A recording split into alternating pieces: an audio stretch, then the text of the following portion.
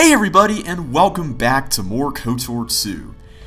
I've got a bit of news for you guys, a couple of things. The good news is that we're out of Peragus, which means that the game is going to get way more interesting, and I think you guys are going to enjoy it a lot more. I'm sorry if the first 7 videos were a little boring, but I tried to make them a little bit longer just so that from an uploading schedule we wouldn't be on there for like 2 weeks or so. But I think from this point on, after this video, it's going to be a little bit shorter in terms of the length of the videos. So they'll be a little bit quicker, more fast-paced. I think you guys are really going to like it. So again, I apologize for that, but I hope that the solution I came up with wasn't too boring and that we were able to get through it reasonably quickly while still being able to go through everything. The other piece of news is a little bit less exciting. I found out after recording the last part that somehow my inventory, about 80% of it mysteriously disappeared. I don't know what caused this, but basically I had to go back to the end of part 6 and replay that second half of the Harbinger.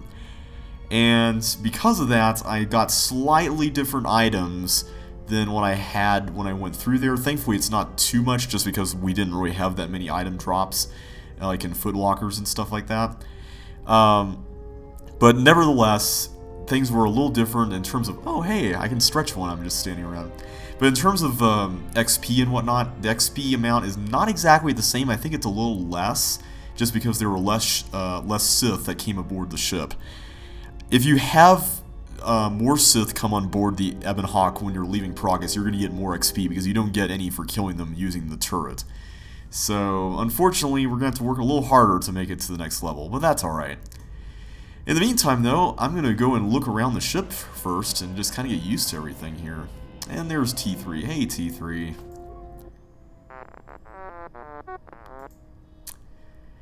I actually like the fact that he's moving around the ship. It makes things more interesting. Yeah, you have suffered a lot of damage over the years. How much? Excuse me. So apparently T3 has lost a lot of his behavior core programs. Aww, listen to that sound. But fortunately he'll be leveling up along with everyone else, so hopefully that will do him some good. That's the spirit, T3. Now here you can actually use your computer and repair skill, if you have any, to help T3 gain more attribute points. If you use computer skill to upgrade his memory core, he will get more intelligence, and if you use repair to perform maintenance on him, he's going to get more constitution. Now, thankfully, we do have a pretty high computer score. You can also go through an influence check here to make sure that he will actually let you do this. And it looks like it worked. How do you feel, T3? Alright, that sounds pretty positive. So yes, we've got 1 intelligence thanks to that. What do you mean I faded out for a second? I guess you didn't see us while we were performing the task there. We can try doing repair, but I don't think that's going to really work. Let's see here. Yeah. Whoops. Let me see if computer will work again. Nope. Alright, so I guess we maybe lost some influence with him after we messed up. No, we gained influence, okay. I guess it just doesn't always work when you do an influence check. This room, you may recall in the last game, really wasn't very useful. There wasn't anything to do here, but you can look around at the various areas of the ship.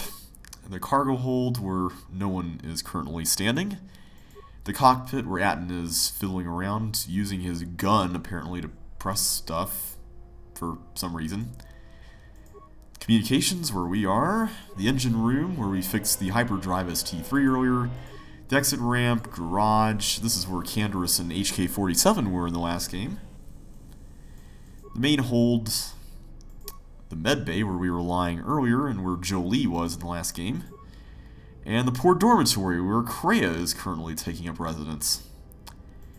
And here's the starboard dormitory, where Mission Veo took up residence last time.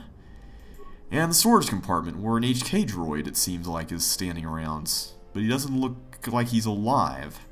Interesting. Well, let's take a look around a little bit more.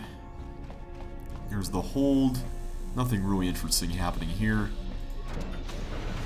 There's that HK droid, and he looks rather familiar, doesn't he? This looks like the remains of an HK unit, but older and more corroded than the one you encountered on Peragus. Its power core still carries a charge, but a number of critical parts appear to be missing. We can use our repair skill to diagnose the droid. Uh-oh. It looks as if this droid is missing 4 critical components: its droid processor, a replacement droid chassis, the control cluster that's supposed to be stored in the chassis, and its vocabulator. Now, this is why I went back and made sure to get my inventory, because normally I wouldn't do that, since typically the only use I would have for all those throwaway items is to sell them for cash. But in this case, the vocabulator that we picked up off the HK unit on Peragus is actually useful here, and on top of that, it's the only one I know of in the entire game. Success! You have installed the droid's vocabulator. Of course, we're going to have to get more of these parts, and ironically enough, those other parts can actually be collected in multiple places, I believe. But the vocabulator is in short supply, and apparently that 1 HK back on Peragus is the only place you can get it. I actually had a friend text me while I was playing this game saying, "Loot that HK!" in all caps. Anyway, this is indeed HK-47. I'll stop with that. Of course it's HK-47. He's a fan favorite, and they definitely brought him back for this game. So we definitely want to rebuild him.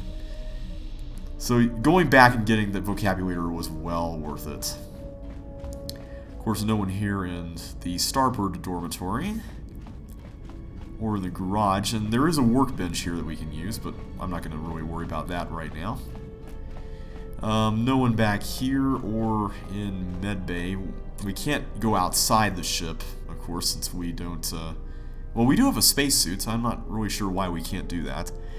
Here, though, we have a lab station, which is pretty neat. So we can gain all the benefits of lab stations that we encounter right here in the Ebon Hawk, much like the workbench. And finally, we have the port dormitory where Kreia is hanging out. Let's have that conversation with her. Have you come for more answers? There is little more left to give. Let's talk about what happened when you lost your hand, because that was really interesting. That does not surprise me, any more than you hearing my thoughts when we were apart. The pain, however, was unexpected. If I could, I would have shielded you from it. I'm sorry for your loss. Save your pity. I am here to save you, not the other way around. Oh, okay. Well, we need to work together, though. I do not need your condescension nor your lectures. If anyone needs training and guidance, it is you. Sheesh, lady. Okay. But what would happen if that pain was worse? I do not know. I fear that the consequences would have been more extreme. More extreme? Like death? Possibly, yes, and I fear it works both ways. I would not wish to test it, nor should you. Oh, don't worry, I have no intention of doing that, but what can we do, though? When battle is upon us, our minds are prepared enough to shield each other from the pain. I think we shall not have a repeat incident of what happened at Peragus. Well, that's good, but how exactly did this happen? I mean, Bastila and Revan had a force bond in the previous game, and they didn't feel each other's pain, did they? I confess its nature eludes me as well, but the bond is strong, and its roots run deep. It seems the force flows easily between us. When one of us manipulates the force to heal or strengthen ourselves, the other is aided as well. Well, that's good. You and Kreia possess the Force Chain special ability. When either of you uses a force power on yourself, the other gains the benefit as well. A powerful technique indeed, though, as we have noticed, it has its drawbacks. Yeah. So what do we do now? I do not know. The Sith struck more swiftly than I thought. They have you in their grasp. If you fall, all the galaxy will echo it. Oof. That's quite a responsibility. But where can we go, though? It does not matter where we go. It is not the destination that matters. It is the journey. All paths will take us to the end, whatever it may be, and no matter how strongly we fight against it. For now. We are bound for Telos, and that is enough. Sorry about that. My phone was making a sound there that I wasn't expecting it to make. So tell us more about Telos. The planet Telos, decimated by the Sith during the Jedi Civil War. Before the war, Jedi who failed their training were sent to the fields of Telos to serve the galaxy, not as Jedi Knights, but as farmers and laborers. The destruction of Telos was complete. I doubt any Jedi remain. Yet there may be echoes of their passing. We shall see. Interesting. But what if there's nothing? Then I am left with nothing more than we had already. My faith in you and your ability to meet what comes. Alright. Ask. Let's talk about the Sith. They're definitely a different breed of Sith than the ones that Revan was dealing with. Or at least it seems that way. These Sith, they seek the death of all Jedi, as have all the Sith, since the Jedi Order was first split. First split? Are we talking about the faction of Jedi that eventually became Sith? Yes, the Jedi Civil War is not the first one of its kind. Thousands of years ago, the Jedi had another civil war that split the Order. It was a terrible thing. A faction among the Jedi abandoned the teachings of the Order, following their own path. They waged war on their fellow Jedi, a war that raged across the galaxy. But these fallen Jedi were cast out, defeated, and they retreated to worlds in the Outer Rim. Over time, they took on the mantle of the Lords of the Sith, but in their hearts they never forgot the Jedi. The hatred for the Jedi Order burns in their and echoes in their teachings. Revan tasted it, as Malak did. So these Sith, well, yeah, I guess they kind of are continuing the crusade, but it's not exactly quite as obvious. In a manner of speaking, they are different from Malak in that they are concerned only with the destruction of the Jedi. For them, it is all that matters, all that ever mattered. It is a different war these Sith wage, a thing of silence and shadow. They strike from the darkness, hiding from the face of the galaxy until all Jedi are exterminated. After all the Jedi are gone, then the galaxy is theirs, no matter whether the Sith or the Republic rules. It is the dark side that shall reign, unchecked. Yeah, that's not exactly something we want. I believe them to be the result of special teachings. Their apparent weakness against you is evidence of this. Those Sith assassins can sense their prey through the Force. It is like a hunger. They feed and grow stronger when they are near Force sensitives. The stronger their prey is in the Force, the deadlier they become. As long as you were cut off from it, you were able to evade their sight. But after Peragus, I fear that you will be no longer shielded from their eyes, or the eyes of their masters. The stronger you grow, the more will come. Whew. Well, those Sith back on the Harbinger didn't seem that bad to defeat, but I'm guessing that we're going to be seeing more difficult enemies in the future. Ask. Let's talk about my connection with the Force. We haven't really gotten into that yet. Indeed. And was it the same as before? Well, not really. I mean, we kind of had to start over and we're leveling up and all that. If my suspicions are correct, perhaps the damage the Jedi Council did was not as permanent as they thought. It is not an easy thing to cut one off from the Force. So, hang on a sec. We haven't really heard about this before. The Jedi were the ones who cut us off from the Force? Can the Jedi even do that? What did you believe? That you suddenly lost your connection with the Force without reason? Well, I thought maybe it was like the dark side or something. Or maybe my choice to go to Malachor 5 or something like that. Indeed it is. It is much like losing one's ability to listen, or being put into a deep sleep, unable to awaken to the galaxy around you. Such a thing has been done before, when Jedi have pronounced sentence on their own, and exiled them as they did you. But that just seems so cruel for the Jedi, though. If not the Jedi, then what did you think was the cause of such a loss?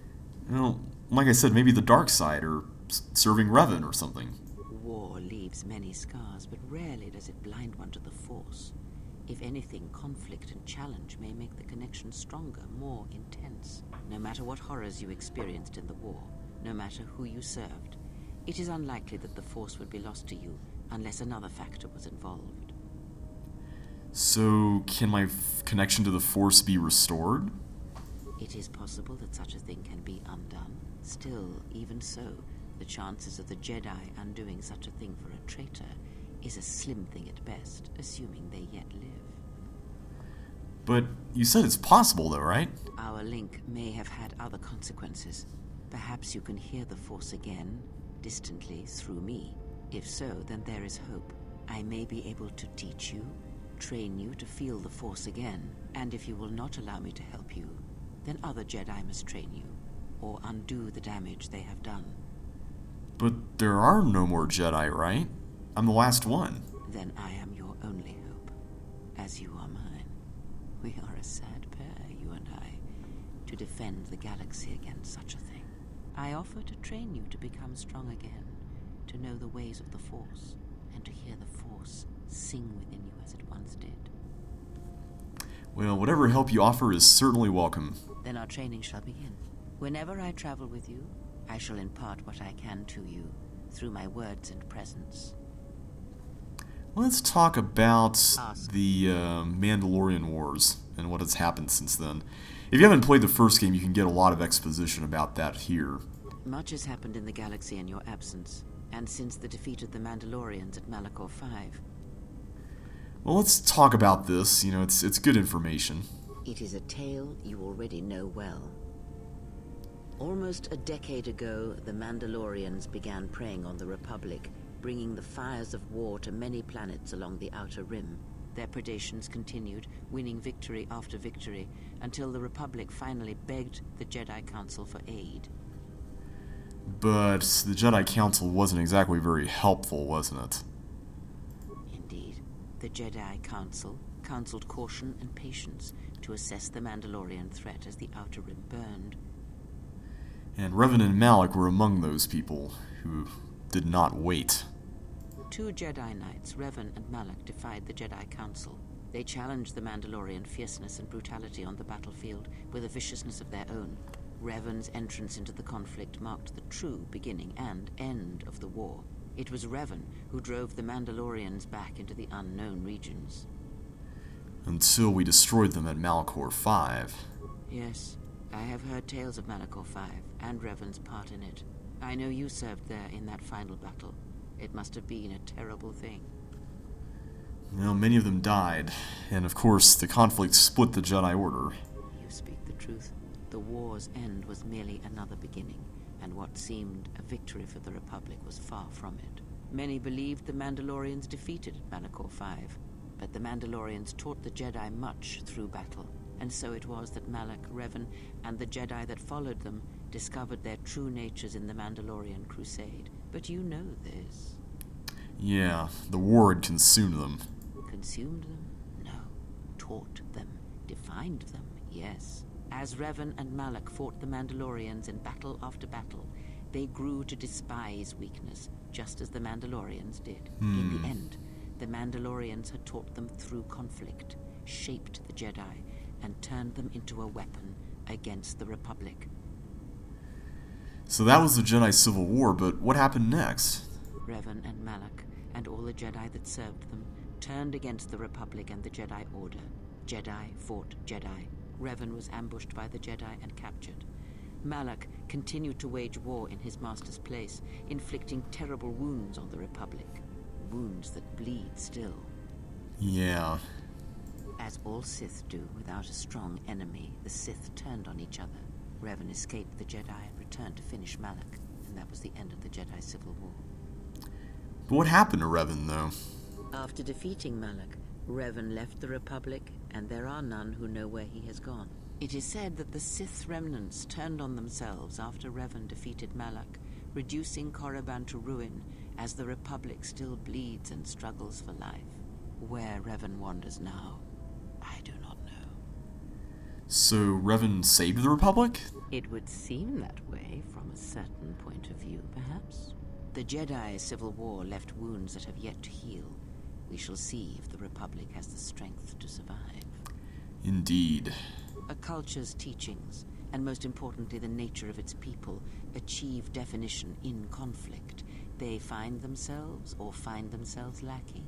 Too long did the Republic remain unchallenged. It is a stagnant beast that labors for breath and has for centuries. The Jedi Order was the heart that sustained its sickness. Now the Jedi are lost. We shall see how long the Republic can survive. Well, can anything be done? We shall see. The Jedi Civil War cost the Republic much. The resources of the Sith seemed limitless. The Republic's was not. Fleets of warships, soldiers, and people were lost. Entire planets were decimated. Their inhabitants dead or refugees. It is a great burden for any civilization to bear. And this new threat, it is a quiet thing. Unlike the Jedi Civil War, it drives at something deeper than the strength of the Republic. It is aimed at you. At me? The Republic was never what was important, ever.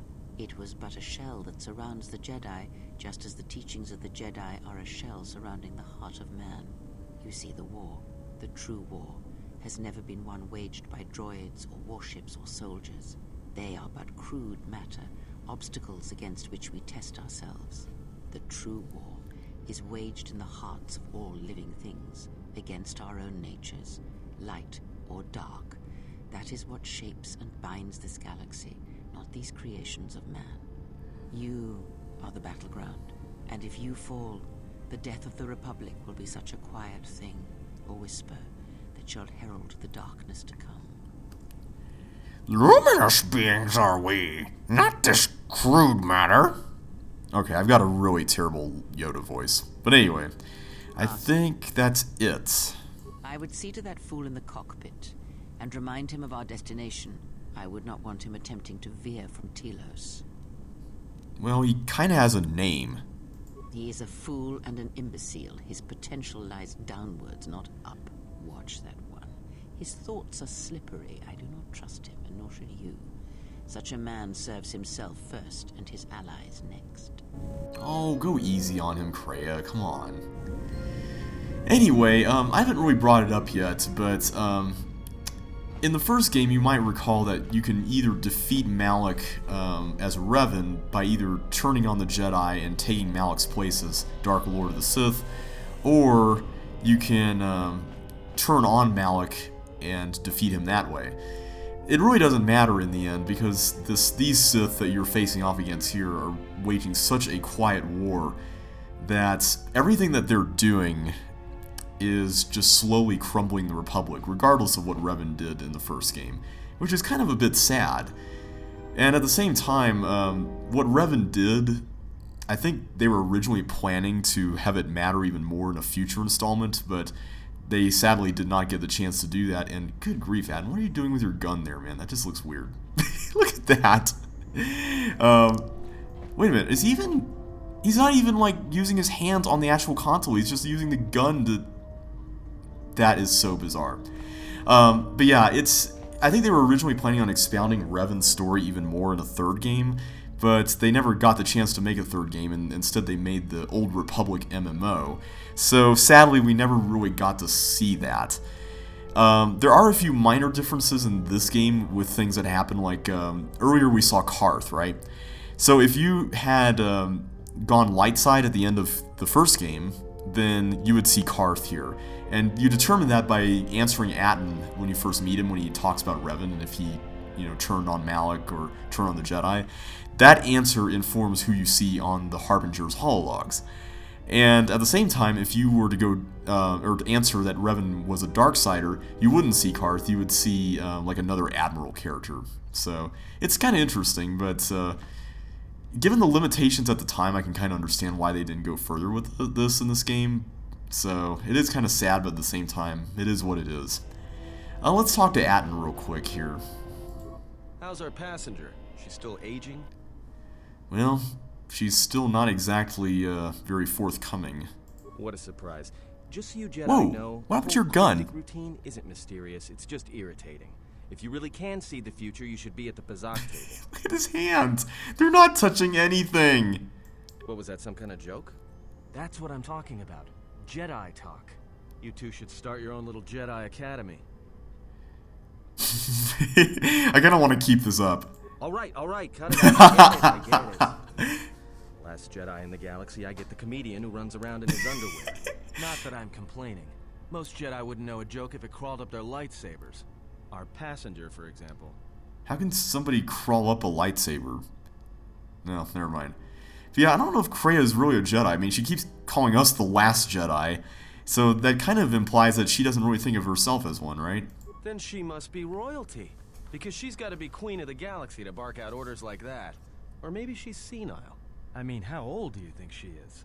She may have been good-looking once, but it takes some hard living to make creases like that. I don't know about that. Yeah. Her face looks like it was plowed by crazed Ord Mantell farmers. Don't tell me you were too distracted by her personality to notice. Look, man, take it easy on her, alright? You guys need to take it easy on each other, okay? Whoa, all right. Don't get mad at me.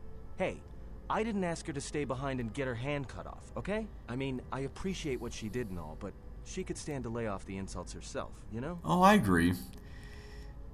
Let's ask him some questions. Oh, no. Look, I respect your privacy. I mean, when have I ever asked you any questions? I mean, besides that one. A few times. With the map not being much use. Well, the astrogation system is voice printed and locked down, but that T3 unit is doubling as the astrogation system. You can try to plot a course, but without that T3 unit to perform the calculations, you'd probably plow us into a star. As long as he doesn't steal the ship, we should be alright. Oh, I trust him. Who voice printed the system, though? I have no idea. Previous owner, maybe? Love to get it overhauled, but that's a major job. Besides, the droid will be good enough for now. Alright. But why would someone lock the system in the first place? Takes all kinds. Maybe someone didn't want anybody taking the ship out of the system, or knowing where the ship had been. Smugglers do it all the time in case the Republic decides to board them. Or so I hear. Do you know who might have done it? I have no idea. Previous owner, maybe? Love to get it overhauled, but that's a major job. Besides, the droid will be good enough for now. What about that assassin droid? Not much. Except sounds like it was after you. As far as I'm concerned, you handled that pretty well. No more droid, no more problem. But why would droids go crazy like that? Yeah, well, you got me there. Look, droids, I don't trust them. That one we fought, some of them are built like that. Others just, well, break. In the head. Sometimes conflicting orders cause it. Give a droid too much data or tell it to do something it can't do, it'll crack their behavior module in half. Others just don't get memory wipes and they start going crazy. Uh-oh. Speaking of which, I think that little trash compactor's long overdue. Trust me, droids were made to break. And most of all, they're predictable and stupid.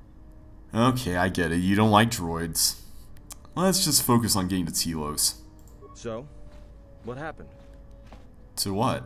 Don't give me that. There were plenty of times back on Peragus where a lightsaber would have been helpful. So where's yours? Oh, well, mine was taken away from me. Oh yeah?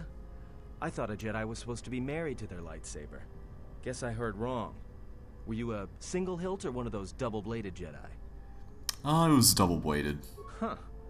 I hear the twin blades are harder to master, but they can make enemies stampede over each other running for cover. A lot of Jedi in the Mandalorian Wars use double-bladed sabers. A more aggressive blade gives you more slaughter per swing. Hey, you didn't go red, did you? I like how going red is actually a term here in the Star Wars universe. That's kind of cool. At least in Adam's world. Well, they were both unique, the blade and crystal. Yeah? Unique how? Let's see. What color should our lightsaber have been? You know what? I'm gonna go with violet. Must have been something. Sure be nice to have it now. Might make those Sith think twice before coming after us. I still can't get over how his hands are typing invisible keyboards there. Alright, forget I said anything. Like I said before, you can check our course on the galaxy map if you want. It's on the wall behind you. Alright. That's all we can do here for now, so at this point, let's go ahead and head on to... Okay, well, that's Peragus. We can't go there since the facility is destroyed. So let's go on to Telos. Except we're not actually going to the planet of Telos, we're going to the station above it, which you can see right here. Citadel Station.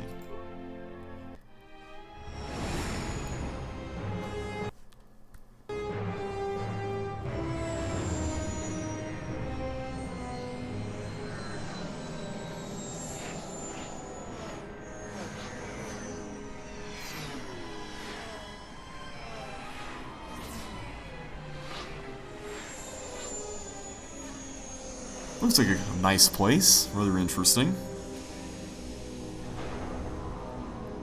Let's see what awaits us here.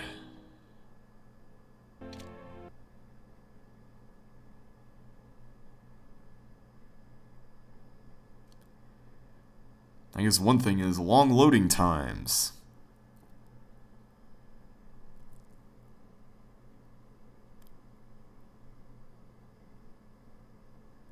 Come on. There you go. You can do it. Attention, this is Citadel Station Bay Control, Dock Module 126. Please remain where you are. Lieutenant Dahlgren will arrive shortly to meet you. Uh-oh. That is all. I don't like the sound of that. If they think we caused the explosion... Uh-oh. Here comes the welcoming party. They may not know what happened, so don't blow it. I'm Lieutenant Gren, Telos Security Force. I'm under orders to take you into custody in regards to the destruction of the Peragus mining facility. Alright. I understand. Due to the nature of the investigation, I have no specific timetable to offer you. In the meantime, your ship and any droids will have to be given over for safekeeping. Yes, that includes you. You are a droid, so you will be detained. In addition, we will have to take your personal arms and armor until the completion of our inquiry. What? Alright, well, can we get it back, though?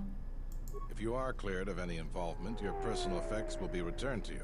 You will be held briefly in the TSF station until living quarters can be arranged, at which point you will be placed under house arrest. Do you understand? Yeah. I don't like it, but I understand. I mean, we were the ones that came right from there right after this place got destroyed, so it's understandable. Good. My men will relieve you of any arms and armor. Please follow me. Tell me I'm not going to jail again. Atten, I wouldn't say that in front of him, man. Uh-oh. Who's this?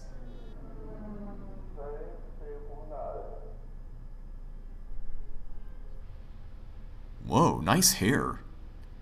What you doing with our ship, though? Man. Someone's already taking an interest in us here right as soon as we arrived. Man, I can't wait to check all this stuff out. I mean, look at this place. There's hallways and billboards and cool places to go. People actually standing around. You will be held here briefly.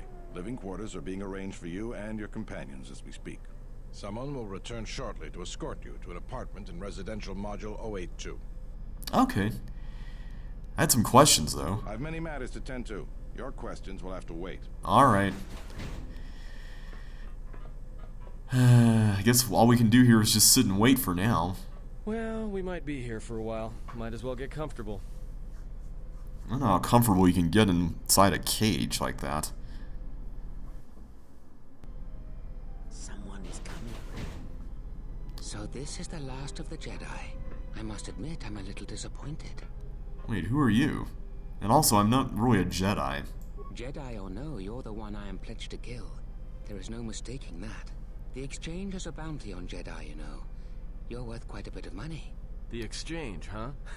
I'm pretty sure some two-bit pistol jockey like yourself isn't one of them.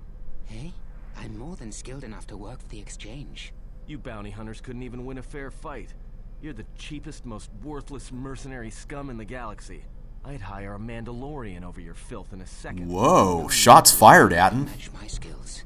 No Mandalorian could have been clever enough to infiltrate this station, taken the identity of one of the guards, then... Then what? Overloaded our force cage fields and made it look like an accident? You probably don't even have the guts to fight me. Pathetic.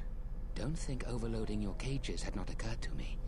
You're wanted alive, but I doubt anyone will care as long as I bring them your corpse. How do you expect to get away with this in a police station, man?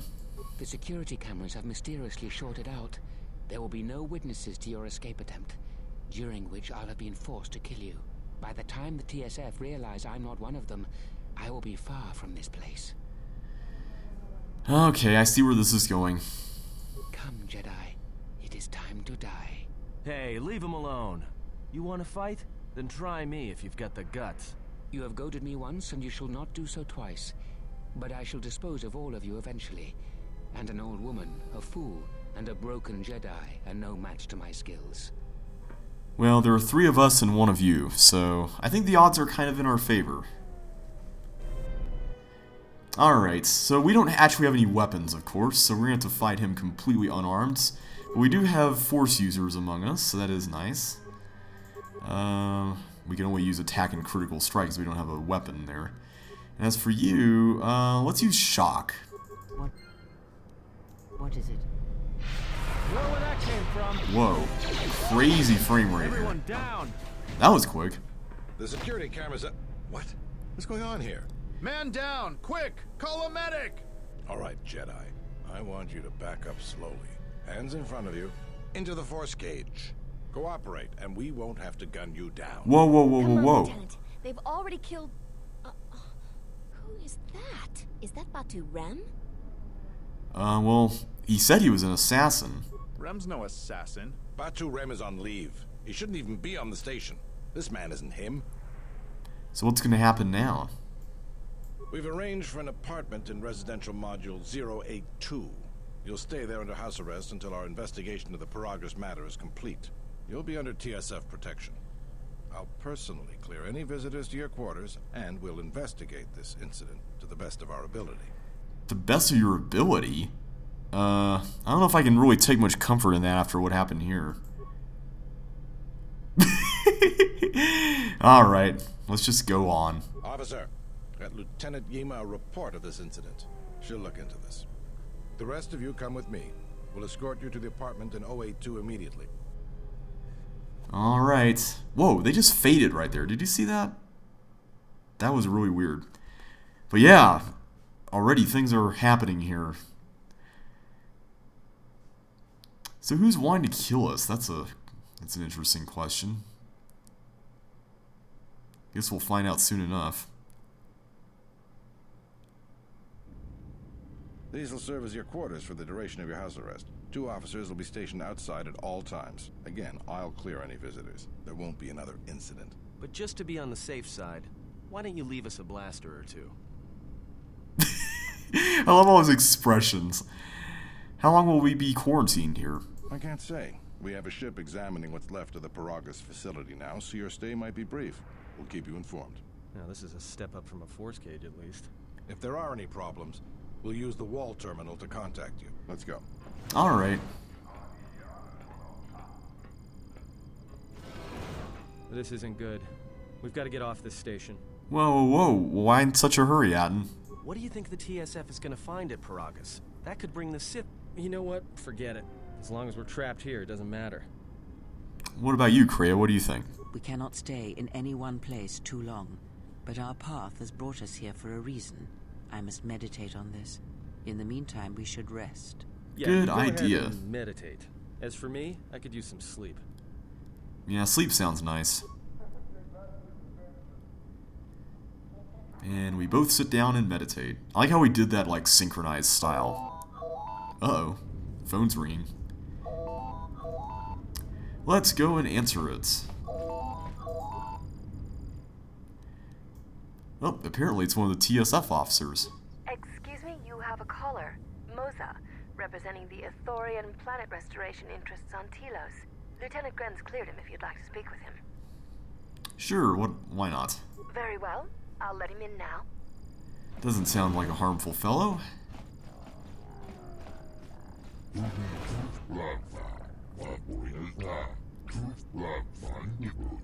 I see the Ithorian dialogue is still very much the same as it was before. So what's this about? Not exactly.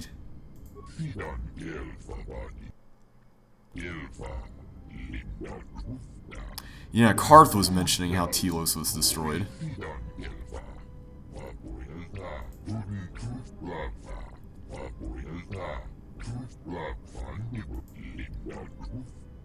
Oh no, not Zerka.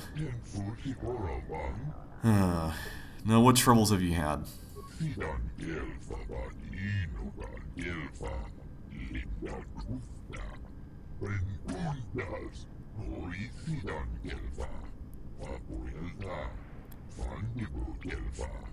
Well, this sounds pretty good so far. I mean, I'm all for helping the environment and stuff.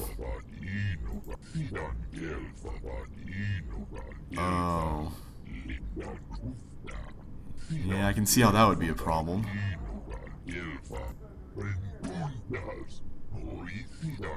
Oh, wow. So Zerka is up to their old tricks, huh? Trying to take control of a lot of stuff.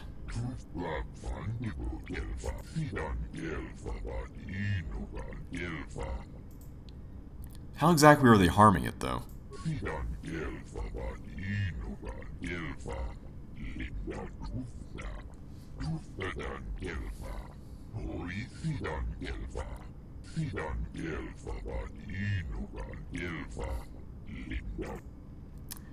So what interest does Zerka have in doing this, though?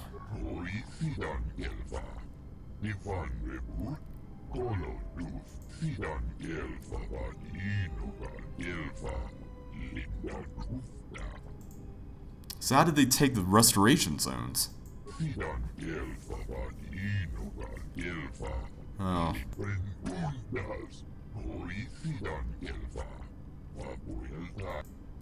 So how can I help?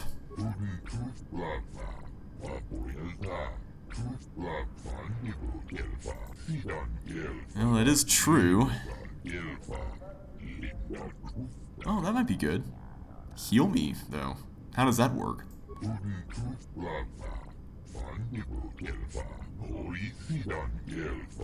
I like the idea that someone who's not a Jedi can feel the Force. That is a fascinating concept. Shodahabat should turn his eyes to his own people, if they truly suffer so. Wow, Kreia. Guy's just trying to help out.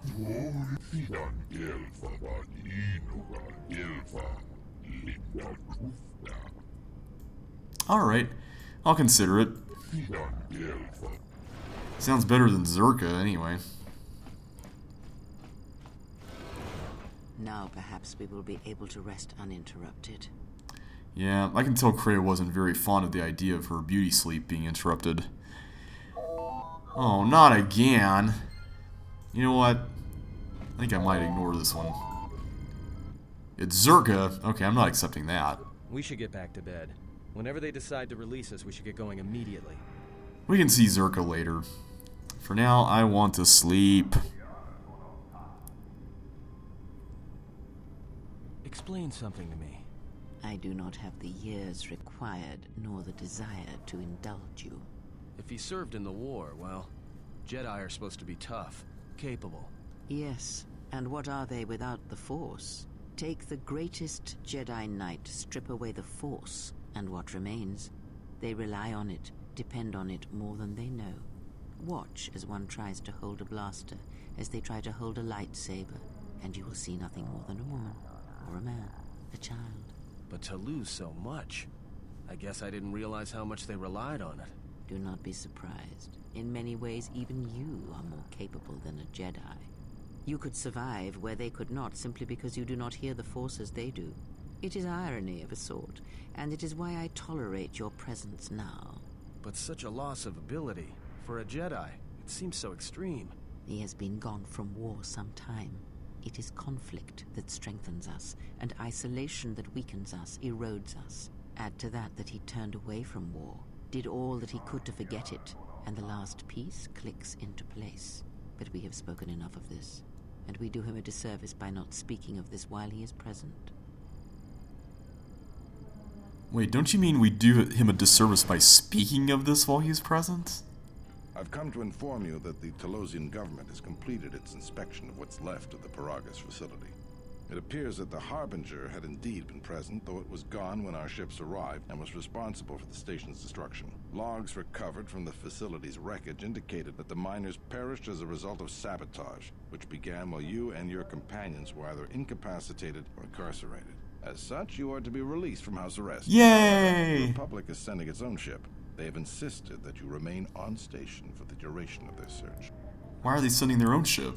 To further investigate the station's destruction and search for their missing ship, the Harbinger. Oh, that makes sense. The sojourn is already en route, likely not more than a few standard days. Feel free to use these quarters during your stay. Is the Ebon Hawk still impounded? The vessel's IND is complete. Please visit the TSF station and Entertainment Module 081 to complete the necessary paperwork at the front desk. Double The yay! should be transferred from the impound docks by the time you're free to leave. Awesome. What about my droid? After filling out the paperwork, it'll be transferred with your ship along with your confiscated weapons and armor. Triple yay! Alright, things are finally going our way, which is good news. Well, now what? We can't just stick around. We need to find a way off this station. Whether it's the Ebon Hawk or some other ship. Oh, easy there, Adam. Nar Shaddaa, maybe. If you've got people coming after you, it's where you go to get lost in the crowd. I kind of want to take in the sights for now, though. But how do you know about that, though? Hey, everyone needs to get lost once in a while. Get away from something, you know? It's no big deal. Why do we need to leave right now, though? Look, this place is a waste. If Telos wasn't doomed before Peragus blew, it is now. Even more so if your friends from Peragus come calling. Why would Telos be doomed other than that? Because it depends on Citadel Station. And the Citadel depends on Peragian fuel and the Republic's senators. Oh. The Citadel's fuel source went up with the mining facility. And the bickering senators? Not something worth counting on. Well, you got a point there. What do you think, Kreia? It is difficult to say. I feel we came to Telos for a reason, but we may have spent too much time here already. Even if the Harbinger was destroyed at Peragus, more Sith could already be on their way. Still, there is a chance we might learn of other Jedi here on the planet's surface. Jedi who might help us restore your abilities or sever the link between us. Well, what do you think? I think it's worth a shot. We need a ship and everything. So let's find the Ebon Hawk and see what we can find here with respect to Jedi teachings and all that. I think there's stuff here worth exploring. Makes sense. I'll follow your lead. Alright, we are good to get out of our apartment and explore, but we will do that next time. So until then, thank you guys so much for watching, and I will catch you on the flip side.